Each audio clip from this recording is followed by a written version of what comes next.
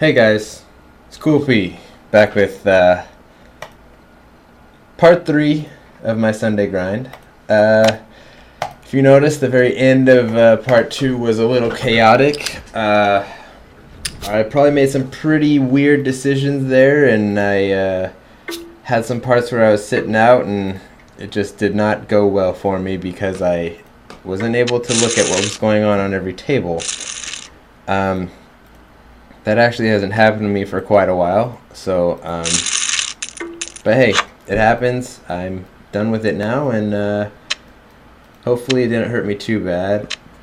And this is an interesting spot. Just a spot to look at the pot odds a little bit. 13 to 12.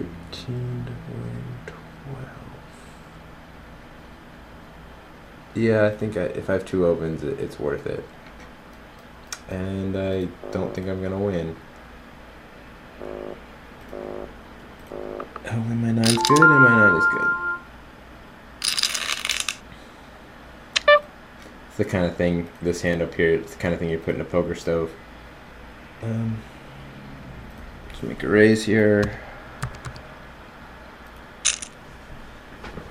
Here I definitely want someone to go over the top because they will go over the top with much weaker hands. I got my stats up again. It's the first time I've had stats in a while. I'm just going to get out of the way for now. Just because I'm a little bit behind still. Another all-in. I think I can do this one too. This one. Yeah, it's a good spot to get in. Still a good spot to be in. Even better spot to be in. And the best spot to be in.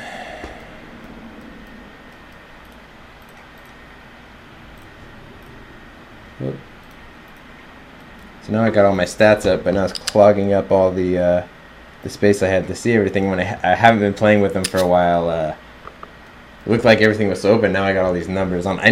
It's weird. I think the stats don't come across on the recordings, and I don't know why. It's the only thing that that doesn't come across on the recordings. So let's try to talk about them a little bit. I'll explain.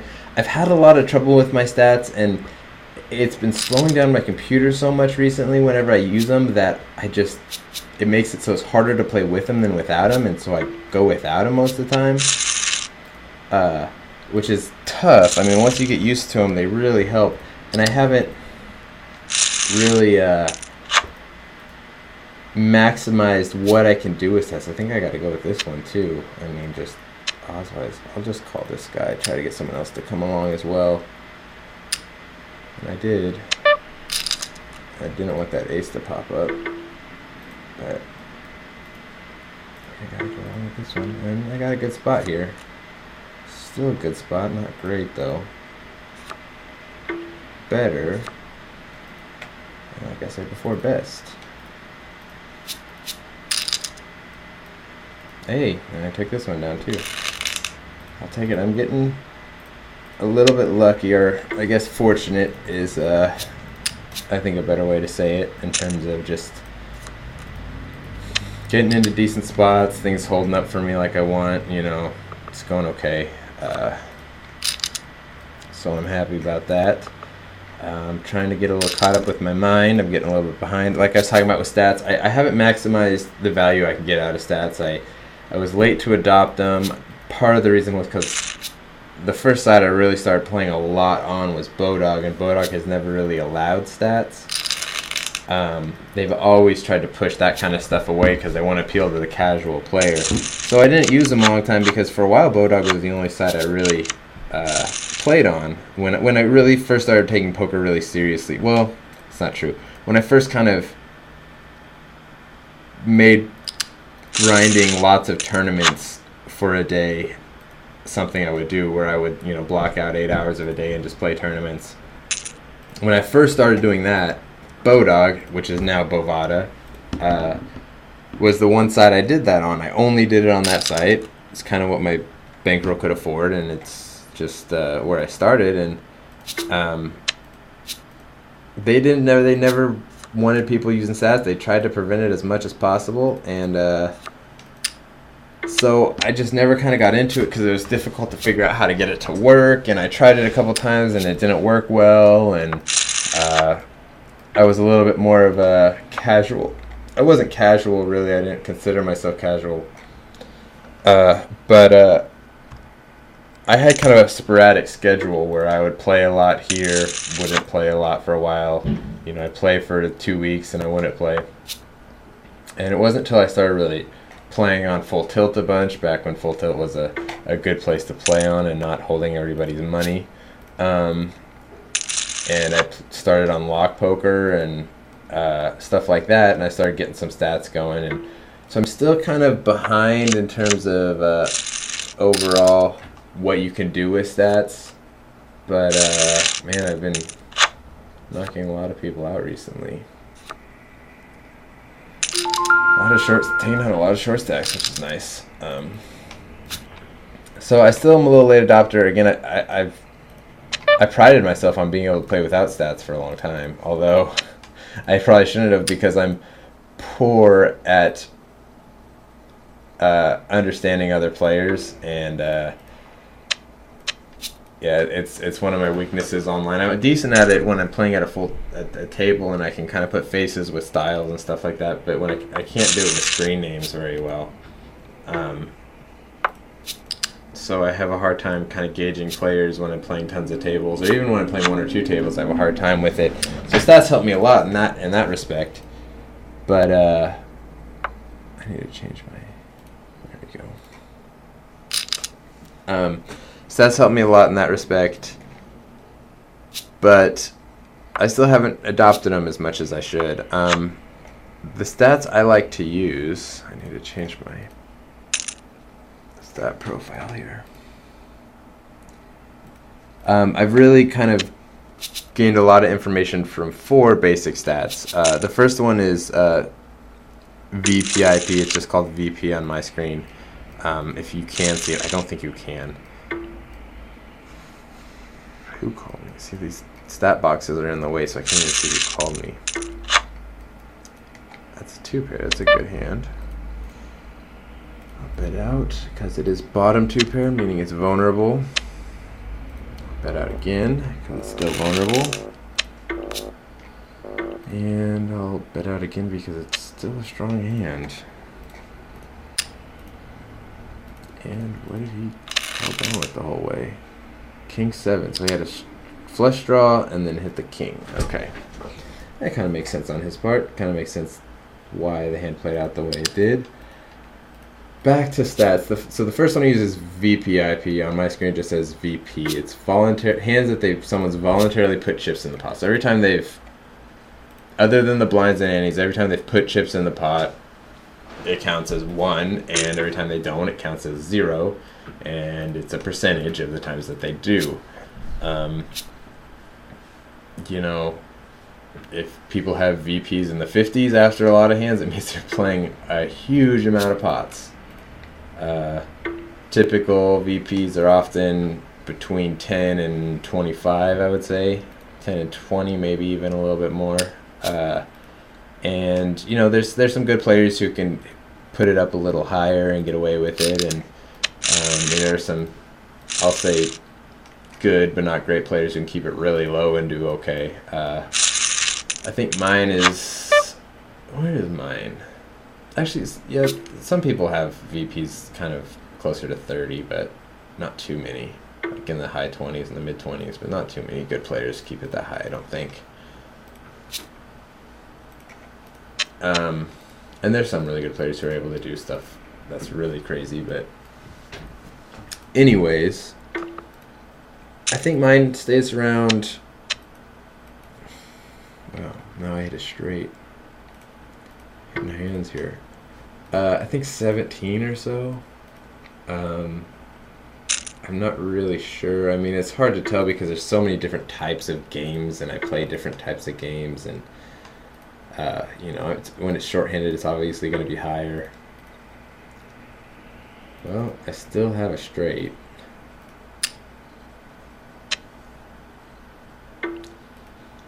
Yeah, that 7 probably cost me some money, but oh well. I won the pot. It's better than a queen falling or something. Okay, I keep getting distracted.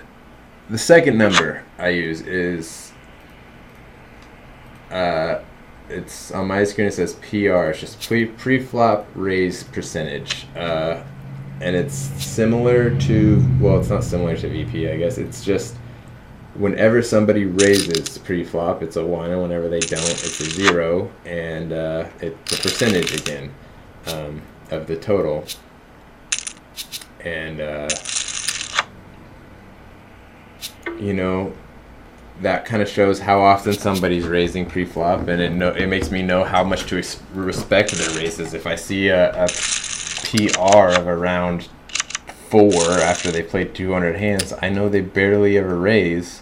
So I know that I need to respect their raises. It's probably something pretty strong. They're not just trying to steal. If I see a PR around 20, it means they raise 1 out of every 5 hands that they play. So they're raising all sorts of stuff. And you take that in with their position and go, well, this guy is he's on the button. He has a PR of about 18, and he likes to raise, so he's raising a lot of hands here on the button. If it's first position, he still probably isn't raising a whole lot because most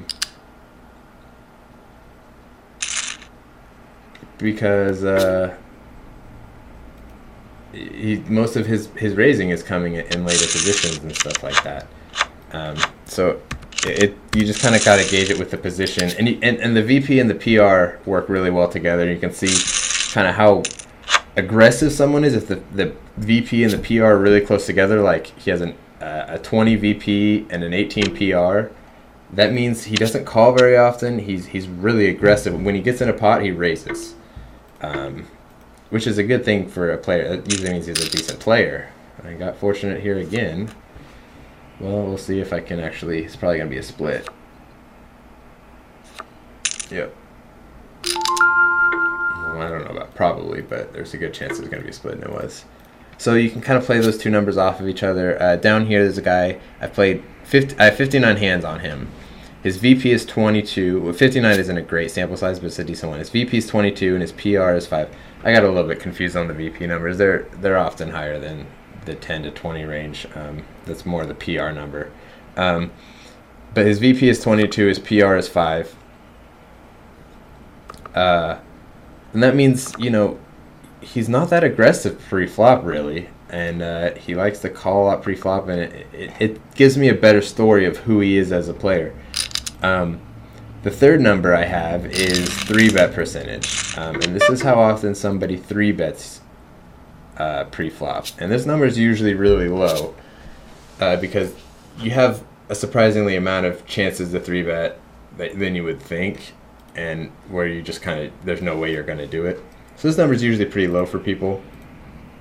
But, if I see it creep up there, I can know this guy's one of those guys who likes to aggressively 3-bet. He'll 3-bet in position because he can, and, a lot of people have really, really low 3-bet numbers, and that's way more telling to me because that tells me when he 3-bets, he's not just 3-betting because he can and he's trying to stand up to you. It means he's 3-betting because he has something, because he just doesn't 3-bet very often. And so the few times he does is because he really has a hand. And so that's really telling. That's one of the more obvious things to me, at least, is when I see that 3-bet number really low. I can really respect people's 3-bets because I know what they're trying to do. I know he just ended up with a hand this one time. He's not trying to fight back against me. If I see that 3-bet number, a lot higher, there's a chance he's just fighting back about maybe because he sees me raising a lot or something along those lines. Because there's two different mindsets of players. There's the players who just kind of wait until they actually have the hand, and there's the players who get frustrated and go, this guy keeps raising. I'm going to try to take advantage of that. And there's very different mindsets in those two different players, and it's nice to be able to see which players are which.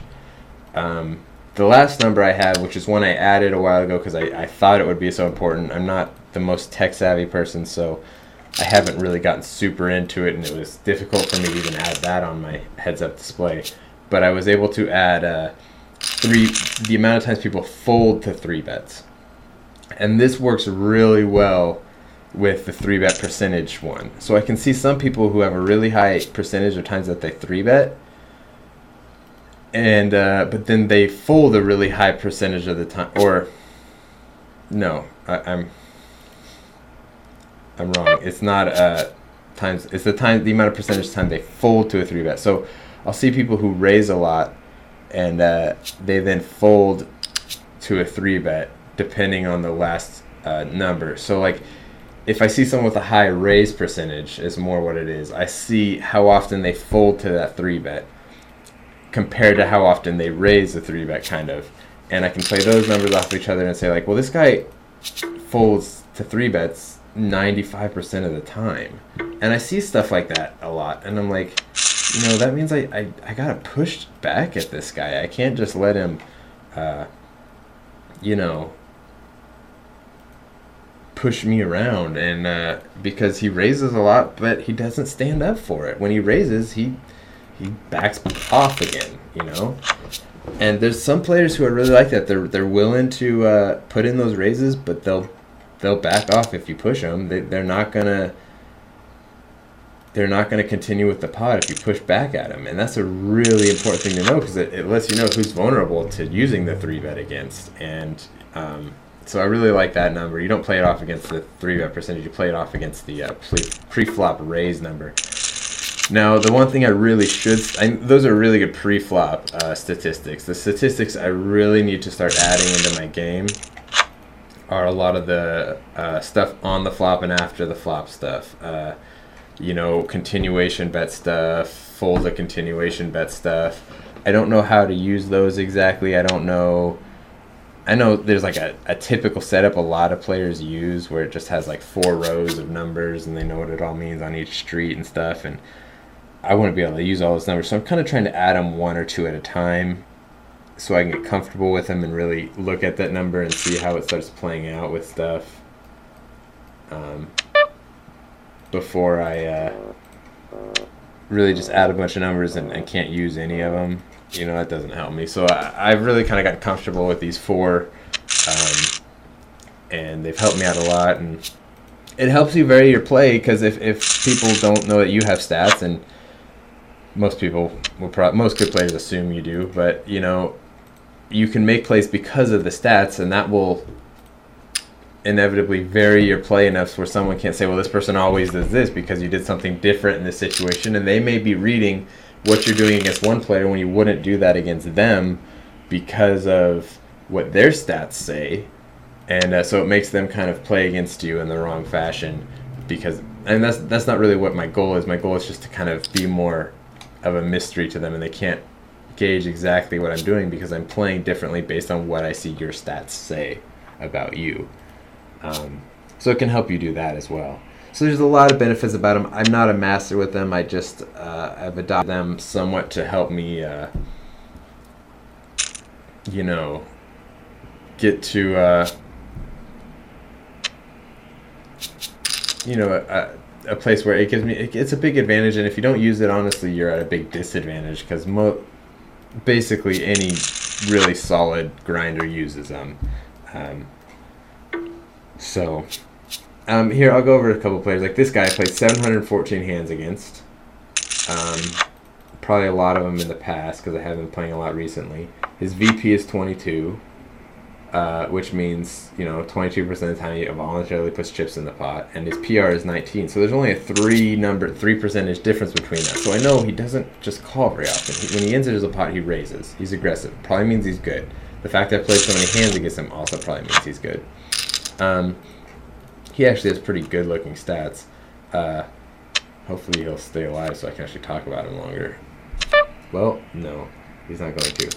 But his 3-betting percentage was 6, and his fold to 3-betting percentage is 74.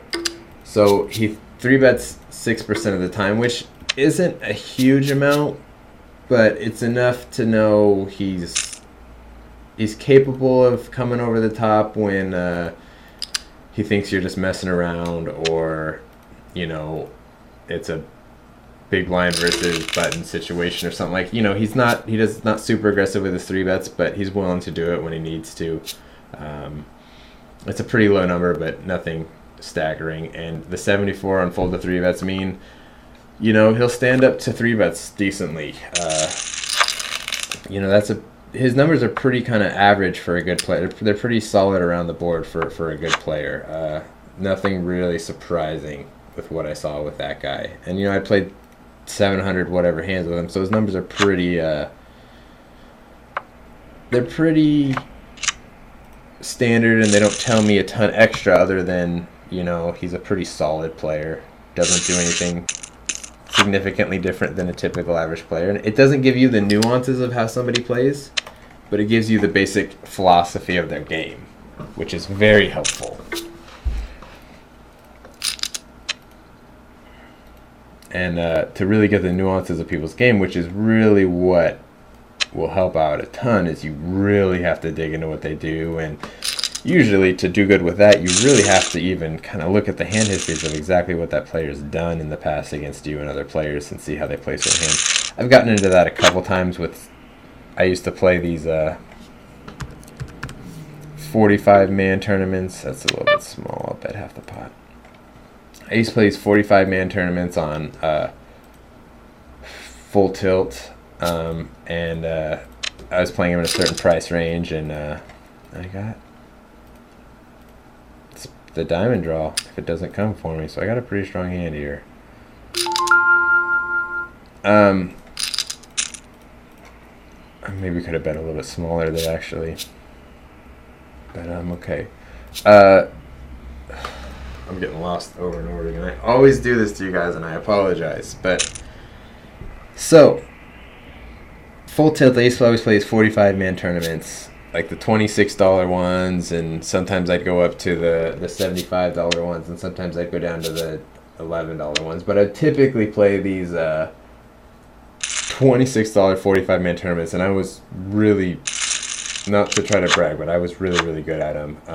And that's actually what made me want to start this channel, was to kind of do tutorials on how to do those, because I was on some top leaderboards and stuff because of just my results. In that price bracket, in those kind of tournaments, I was one of the better players. And so I was going to do some tutorials on that, but I would see the same, you know, 5 or 6 players all the time because they did the same thing and they played the same tournaments that I did all the time and at the same time of day. And so I'd see these guys constantly, and I was like, you know, if I can get a couple like really nuancy type of reads on these guys, like, you know, they play big pairs in this way all the time, and they do this, and you know, on the flop they like a continuation bet with this range. If I can get that stuff, so I really dug deep into those players and looked at my stats and my history of those players, and that's really hard to do, and it was a daunting task, and I didn't get too far compared to where I wanted to get with that kind of stuff. But if you see some players over and over and over and over again, that's not a bad thing to do. Because if you get an edge on those players you see over and over and over and over again, it'll help you out a lot. I just don't like my position. Being early with a bunch of people still left behind me. He's got a big stack. I don't like have 3-betting. Might be able to. It's me playing timid again. You know, when I don't know what to do, I default to being timid. Or I get frustrated with how timid I am and I get too reckless. But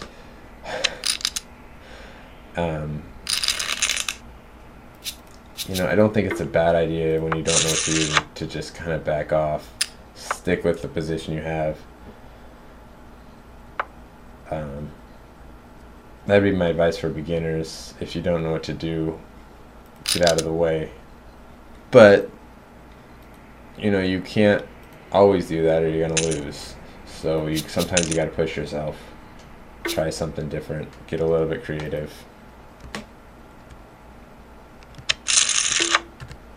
So I just don't like being the second person to enter the pot unless I know what I'm doing and know why I'm doing it, know what I'm trying to accomplish. That's what really is hard for me.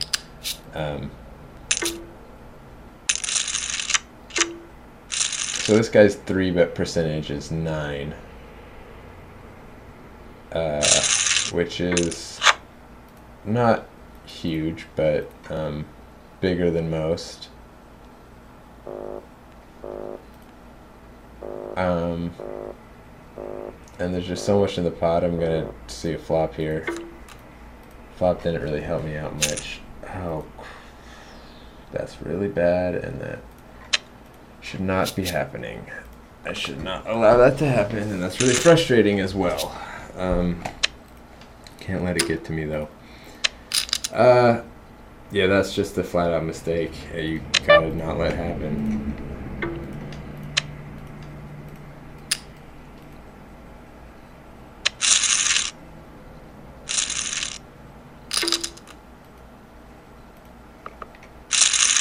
And I don't think I would have made a lot. I think I probably would have raised and these guys would have folded, but it's still just losing equity. So, but it's okay. I'm in 6th place in this tournament with 62 players left. I guess it's time to see where the money is so I can gauge how people are playing and things of that nature.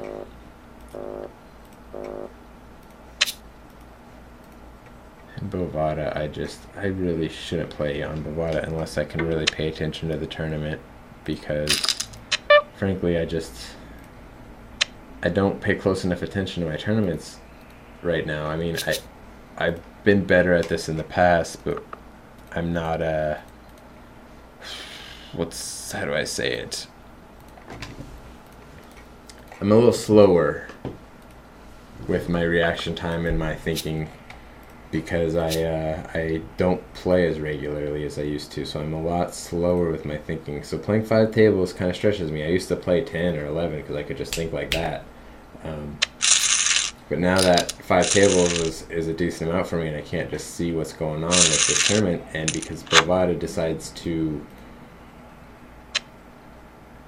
be very slow, or not slow, to not alert you about things when they decide not to alert you. I miss pots all the time because I'm just focusing on these other things, and I'm not quick enough to go back to this tournament. And then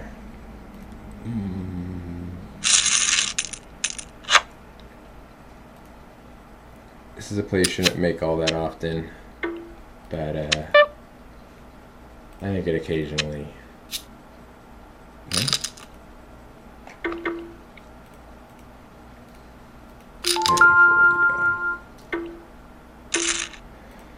At least it didn't hurt me.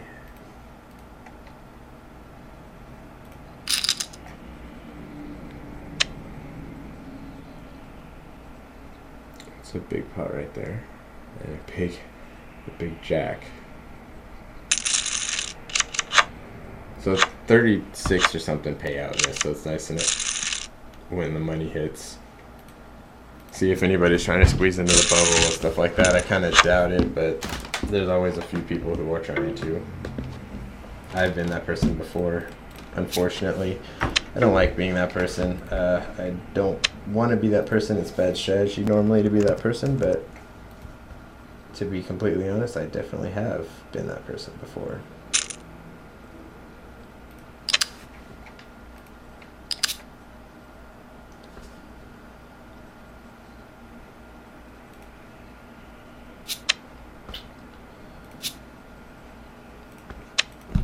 I don't think I've done that much recently. I used to do it, and I always kind of don't think I'm doing it, but I know in the back of my mind I'm making a safe play because I can get into the money. But I'm always trying to kind of push that part out. But it's kind of a natural thing to do. You kind of got to fight against it, I think. At least I do. I don't know if everybody does.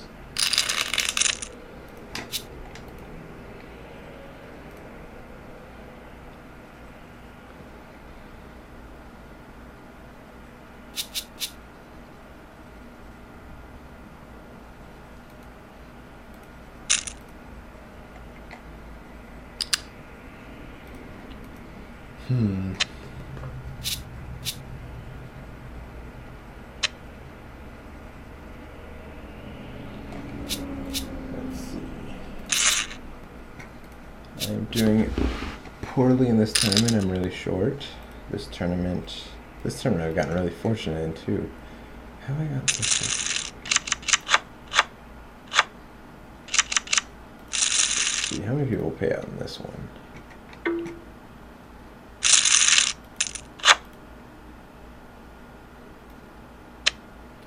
90, okay.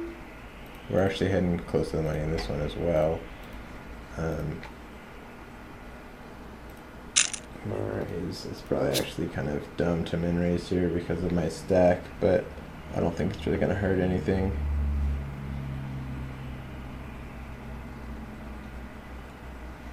What is just, it's weird. I liked Bodog way more.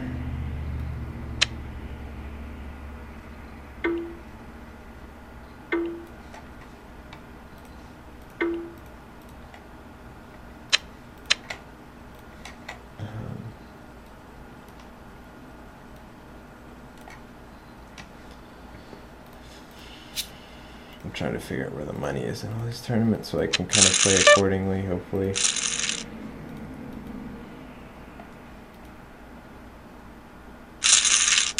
Something's going on with my computer. There we go. No.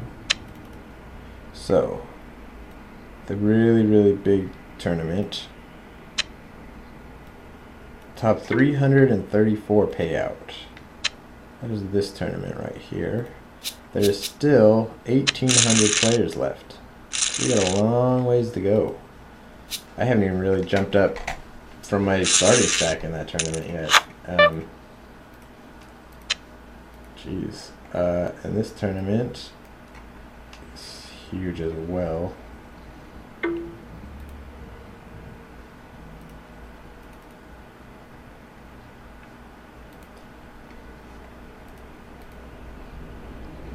Computer's struggling a little bit right now. Here I got a shove. It's because I'm short. There's no other play I can really make that really makes all that much sense.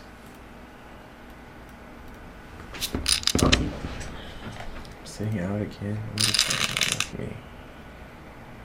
I'm gonna fold a 3-9. I'm okay with that.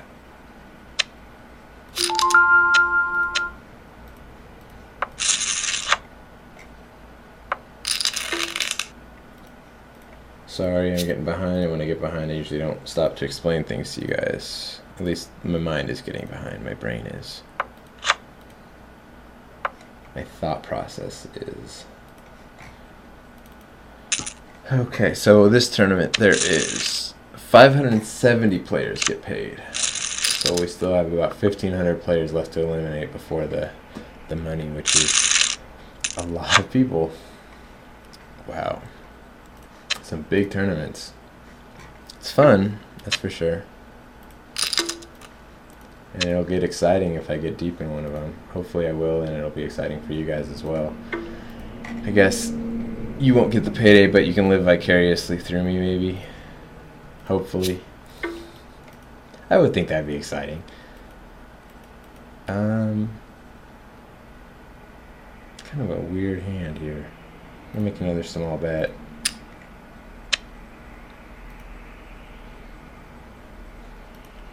I kind of want to keep him from, oh, a 2-pair, that's a good hand to hit. Make a little bit bigger bet then.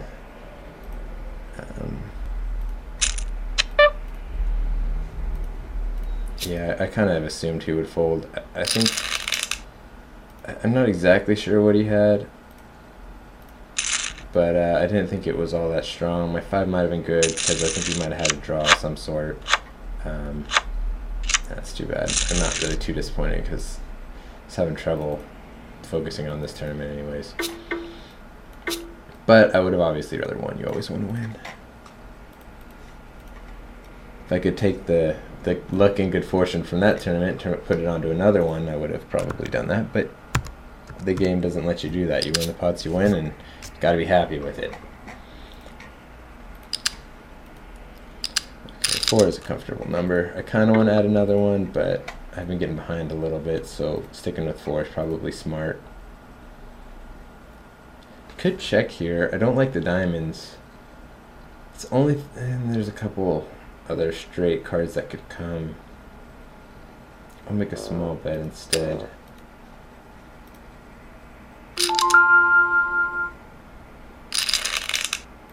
Part of the reason I wanted to check there was pot control. Just keeping the size of the pot controlled. I had a strong hand, but it wasn't a hand where I was going to try to get 3 streets of value with or anything like that. So betting on the flop kind of increases the size of the pot somewhat significantly, and I wanted to kind of try to prevent that. So I thought I would make a small bet instead, but I didn't want to give away a free card there. I was vulnerable to a few free cards. So I think I got to 3-bet this one, just because I got a pretty strong hand, and it's just a button raise. I can't be terrified of every button raise. That'd be very bad. I got an overpair now, so it's pretty comfortable for the most part.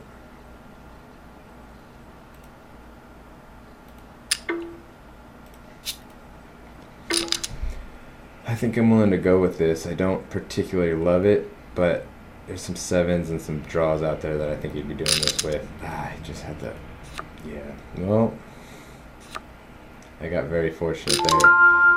There's a lot of draws and a lot of, I didn't sense really high pairs. I thought there was 9s and 10s and possibly jacks were really the cards I was, he's not very happy with me. Were the cards I was really afraid of were 9s and 10s and maybe jacks, but even those I didn't think those fit too well.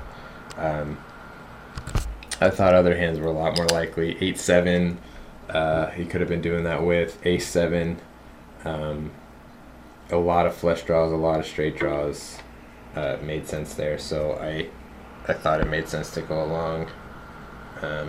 I might have played earlier in the pot a little bit wrong because I think I got to go with this one. I'm pretty short here. Hopefully I'll hit it again. I have so far.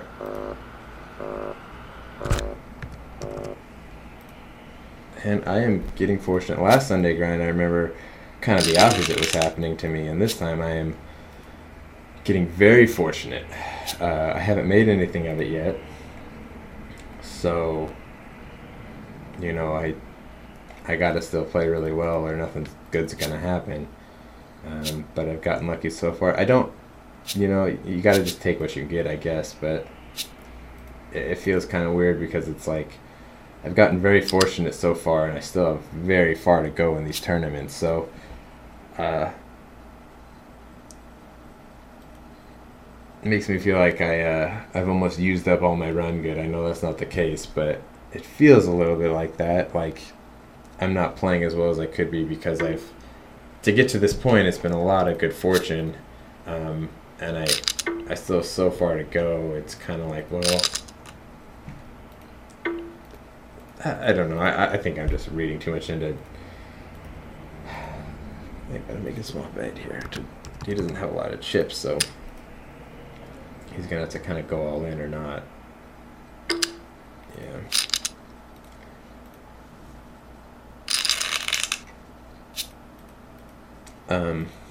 I don't know. I couldn't really be in a better spot than I am in most of these tournaments. And I think this one. I think there's one other one where I got pretty fortunate on. Can't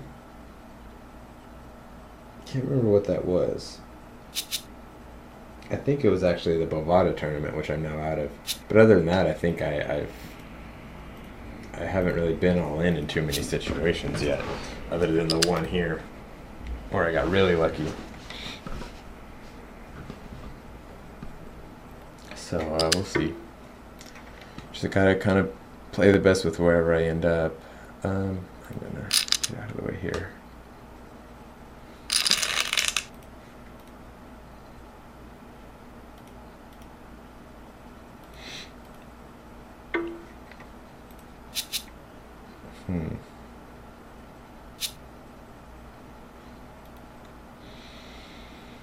So I haven't really played much of the Poker Maximus at all. I don't know if any of you guys did and if you liked it or not. I love these kind of series, and I normally love to play them. But again, I knew I wasn't going to be available for a while, and I wasn't available. I tried to get a lot of recordings out earlier, and sound didn't work. But anyways, I haven't really played much of it, so I think it sounded like it was kind of a cool series. I hope it turned out well. I'm glad I'm getting in on some of it. But there's a couple series I love to be part of. I played a little bit of the F-Top series. A lot of the F-Tops was... I hate talking good about Full Tilt at the moment just because it feels bad. But anyways, back before we all realized what was going on with that company, I did play some of the F-Tops, and you know, a little bit of it was a little bit out of my price range, especially on my bankroll Full Tilt on the time. It was just not smart for me to be putting up that kind of money for tournaments. I did a couple times play some satellites into them. Cashed in one of them, I believe, and it was fun, and I liked it. The mini F-Tops, I played a couple of those too. I had trouble with those because I didn't like the 10,000 player tournament fields, and it seemed insane to me to play those kind of fields. I mean, 5,000 players is just huge, and it's not my kind of game as much. I can play in it. I like the 100 to 300 tournament field the most. It's where I was most successful. That's kind of why I got onto Lock in the first place, because they had that kind of size tournament that I liked playing, and then now it's really the only place to play. But because they had that kind of size tournament, I kind of was drawn to it. Same with Bodog. So I did well with that, and I enjoyed that. But these poker series that like Bodog had some Bodog Poker Open series for a while, and I really liked those whenever those came around. I think they were once a year. I don't know if they've had one. I think they're running some kind of series right now too. I haven't paid a lot of attention to Bovada, to be honest. But they're running some sort of series, I think. And I just think they're fun. They're cool. They're entertaining. I won. How much to raise is the question. I think I want to put them all in because I don't want to give them a chance to just kind of draw out on me, or to make a small 3-bet, have them call with a pair, and have the flop look good for a pair, and have them call that. I mean, I'm gonna miss most flops of these kings, so I might as well try to get it in when my hand looks the strongest. And I don't think he's going to fold an ace-queen there, or an ace-jack probably, He might, but it'd be hard for him to, I think. And the all-in kind of looks less strong than a smallish, medium-sized 3-bet. So, in a lot of ways, it does look less strong. There was a BPO, Bodog Poker Open thing I remember a while ago where I had an awesome day one of it. I played I think every day except one. It was like the Bodog Poker Open 4 or something like that, and I played every day except one, and they had like a small stakes and a big stakes type of thing, which most series do nowadays. And I remember the first day I won the small stakes tournament, which was pretty cool, and I cashed in the big stakes one and got pretty far. Got like 22nd out of, I don't remember, and I cashed in it, which was pretty cool. And then the rest of the tournament was just terrible for me. I don't think I cashed again or something like that. It was interesting, I guess, to have that kind of happen. It was, but it was fun. I got my screen name on their website a couple of times, and it was just kind of cool. And they had like a leaderboard for the series, I think, and they had some prizes with the leaderboard, and winning one of the first tournaments kind of kept me on the leaderboard for a while, and it was kind of cool to try to compete with all the people of Bodog who I've been playing against a lot. I knew all the people on the leaderboard and stuff because I played with them so much, and you don't really get that with the bigger websites. And even Lock's kind of starting to get too big to the point where you see a lot of the same players again, but Bodog really started feeling like a community of grinders a little bit. I mean, I knew basically every major grinder on the site. And so that was kind of cool and kind of fun to kind of compete with those guys. And then it was cool to be on the leaderboard for a while, but I fell off pretty quickly because I did not keep up my performance. But anyways, I raised too much here. I was talking to you guys and not paying enough attention. I should have raised smaller raise. I don't think it would have changed much, but I still should have. I got too nostalgic of my days playing, grinding every day on Bodog. It'll be interesting to see where poker goes in the near future with regulation kind of starting to happen, but kind of also in a weird way. I would rather just have I think it'd be much better for poker if it was federally regulated, just because it would create kind of a new groundswell of, instead of having it, you want that, the momentum of poker is important, I feel like. And the whole moneymaker momentum is kind of dead now. First, it kind of died with the UIEGA and kind of was forever killed with Black Friday, but it'll get going again if it gets regulated or if the whatever laws are repealed. I don't even really want it regulated as much as I want it just kind of hands off of it. I don't really. This guy's got so many chips, and his stats are pretty loose. I don't want to play a big pot out of position with this guy. A 3-bet. If I make a 3-bet against him, I gotta expect to play a pot with him, with his stack size and his stats saying kind of. He plays a lot. His VP is 46. His pre-flop raise is 33, and he only folds to 3-bets 60% of the time. So he plays a lot of pots, I'll put it that way, and he's got a ton of chips. So if I'm going to 3-bet him, I got to be willing to kind of go all the way. So I want to have a good hand to do that with, not just any old hand, like King 9 or whatever. Or King 8, I don't remember what it was. This guy apparently won one of the Maximus tournaments, which is kind of cool. I still don't have any of those trophies yet. I did win the High Roller tournament one time, which they have a... Let me see if this guy have it. No, oh, he has 2 Maximus accolade things. And this is just kind of gimmicky type stuff, but it's kind of, I don't see anybody, but there is a symbol, what are they called? Accolade little symbol thing for winning the High Roller tournament, and most of the major grinders have it. Some you can actually hide those accolades too if you want, but almost all the major grinders have won it at some point and have that, especially back in the day when it was only like 20 some odd players, you know, and you play it every day. You're gonna win it every once in a while. I actually won that tournament once, but I don't have the accolade because for whatever reason, that one time that tournament was played, this is I don't like these stack sizes behind me. Especially his stack size and his stack size. They're very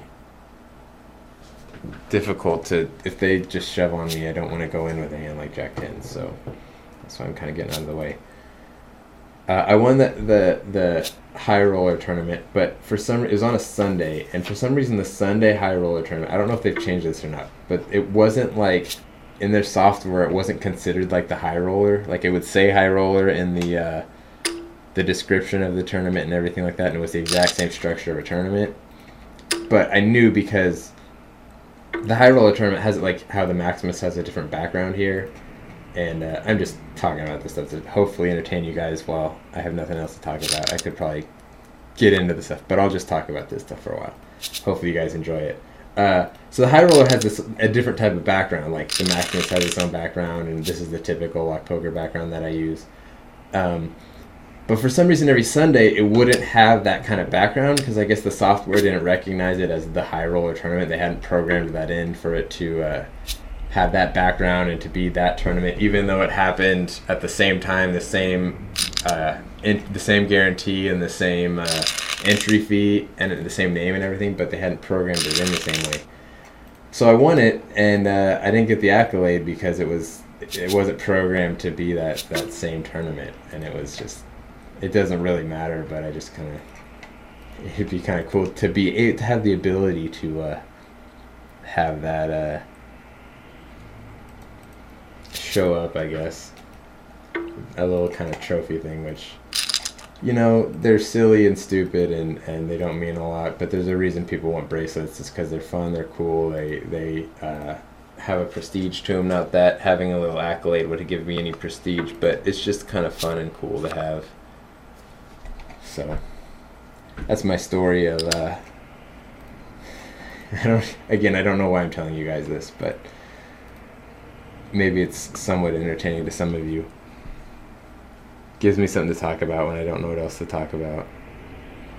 Because I amaze myself how long I just talk to myself when I do these videos. It's a lot less draining when I just play poker and I'm not having to talk about things for an hour or 5 hours. I don't talk that much in general as a person.